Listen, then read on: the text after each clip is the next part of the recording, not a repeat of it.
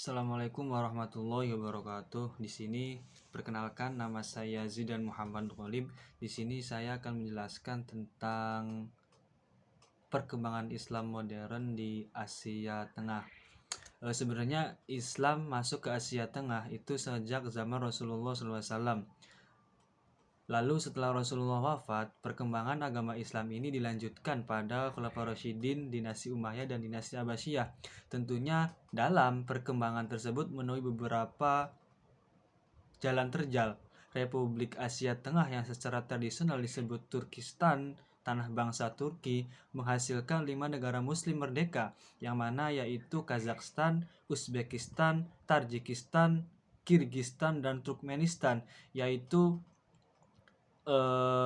Azerbaijan tidak berada di Asia Tengah, sementara Tajikistan dengan mayoritas bahasa Persia bukanlah berasal dari Turki. Pengaruh Islam di Asia Tengah sangat banyak, terutama dalam bidang kebudayaan dan arsitektur. Pengaruh Islam ini berasal dari kerajaan-kerajaan Islam terdahulu seperti Turki, Mongol, dan kerajaan lainnya yang telah datang di Asia Tengah tersebut. Budaya di Asia Tengah berasal dari berbagai sumber pengaruh Mongol dan Soviet bercampur dengan kebudayaan Islam. Kemudian dalam bidang arsitektur, Masjid Samarkand sebagai salah satu contoh dari arsitektur Asia Tengah. Walaupun mirip dengan gaya Persia, bangunan di Asia Tengah tersebut memiliki ciri-ciri yang berbeda dengan arsitektur Islam lainnya, yaitu seperti kubah yang berukir penuh penataan jendela dan ornamen yang khas, menara yang berbeda dengan menara pada gaya Islam yang lainnya, sampai pengaturan tamannya. Yang pertama itu ada Uzbekistan. Uzbekistan sendiri itu letak geografisnya adalah negara yang terletak di jantung Asia Tengah, yang luasnya itu kurang lebih 447.400. Jumlah penduduknya itu berdasarkan statistik tahun 1419 Hijriyah sekitar 24 jiwa. Presentase kaum muslimin lebih dari 80%. Mereka adalah pengikut mazhab Sunni. Perekonomian disandarkan pada kekayaan hasil pertanian dan tambang. Di sana juga terdapat kapas, padi, dan sutra, di samping minyak dan batu bara. Sejarah Islam di Uzbekistan sendiri itu dibawa oleh nenek moyang modern Uzbek selama abad ke-8 ketika orang Arab memasuki Asia Tengah. Islam awalnya terdapat di bagian selatan dari Turkistan dan setelah itu secara bertahap menyebar ke utara. Islam juga mengambil akar karena bersemangat pekerjaan misionaris dari Tajik Samanid, penguasa sebagai sejumlah besar orang Turki menerima Islam. Pada abad ke-14, Tamerlane membangun banyak struktur keagamaan, termasuk Bibi Ham Masjid. Dia juga membangun salah satu bangunan terbaik di makam Ahmed Yesevi yang berpengaruh Turki Sufi Sains yang menyebarkan Sufi Islam di kalangan perantau.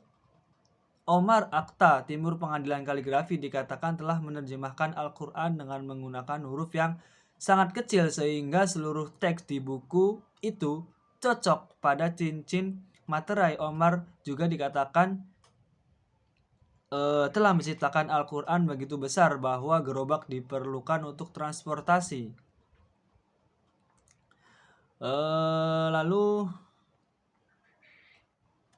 yang kedua itu ada Turkmenistan, yang mana Turkmenistan ini adalah yang letak geografisnya itu sekitar 448.100 km persegi. Sebagian besar juga berupa gurun. Jumlah penduduknya berdasarkan data statistik tahun 1419 Masehi itu mencapai presentasenya itu sebanyak 90%. Negara ini juga menyandarkan perekonomiannya pada minyak, barang tambang, dan hasil pertanian. Dalam sejarah Islam di Turkmenistan sendiri, Islam diperkenalkan ke Turkmenistan itu selama periode penaklukan Islam oleh Khalifah Rasyidin kedua dan ketiga. Terpadu dalam struktur suku Turkmenistan adalah suku suci disebut Oflat. etnografer mempertimbangkan oflat yang 6 yang aktif sebagai direvitalisasi bentuk nenek moyang. Kultus memiliki masukan dengan tasawuf. Menurut silsilah mereka, masing-masing suku yang turun dari Nabi Muhammad melalui salah satu dari 4 khalifah karena kepercayaan mereka pada asal kesucian dan kekuatan spiritual dari representasi oflat Turkmenistan memberikannya status khusus.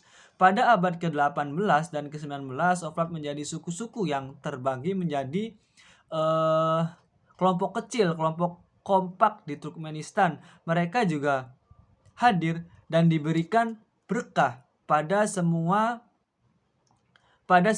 penting komunal dan peristiwa siklus hidup, dan juga bertindak sebagai mediator antara klan dan suku-suku. Lembaga oflat mempertahankan beberapa kewenangan dari ini. Banyak penduduk Turkmenistan yang dihormati untuk kekuatan spiritual mereka. Melacak garis keturunan mereka ke oflat dan tidak jarang, terutama di daerah pedesaan, bagi individu tersebut untuk hadir pada siklus hidup dan lain komunal perayaan. Mungkin itu saja yang bisa saya sampaikan, kurang lebihnya mohon maaf. Wassalamualaikum warahmatullahi wabarakatuh.